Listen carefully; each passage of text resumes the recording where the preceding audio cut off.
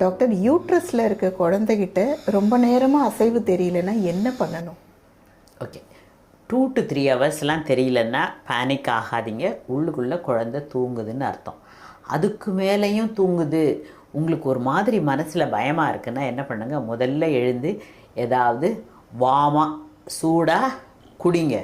குடிச்சிட்டு கொஞ்சம் நடந்துட்டு லேசாக வயிறு மேலே இப்படி இப்படி தட்டி பாருங்கள். அது குழந்தையை எழுப்புறதுக்கு வாய்ப்பு இருக்குது. அதுக்கப்புறம் நீங்கள் உங்கள் குழந்தைக்கிட்ட பேச ஆரம்பிங்க. இது என்னடா அது பைத்தியக்காரத்தனமாக இருக்கே, உள்ளுக்குள்ளே குழந்தை இருக்கிறதுக்கு நம்ம பேசுகிறது கேட்குமான்னு யோசிக்கிறீங்களா?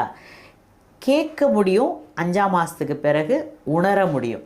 ஸோ அதனால் வயிறு மேலே நான் சொன்ன மாதிரி குறிப்பாக துணி உள்ள கையை வச்சு, உங்கள் ட்ரெஸ் உள்ள கையை வச்சு நீங்கள் உங்கள் பாப்பா கிட்டே பேசுங்க. நல்ல மியூசிக் போடுங்க. குழந்தை அசைஞ்சு நான் நல்லா இருக்கேன் அப்படின்னு உங்களுக்கு சொல்லும்.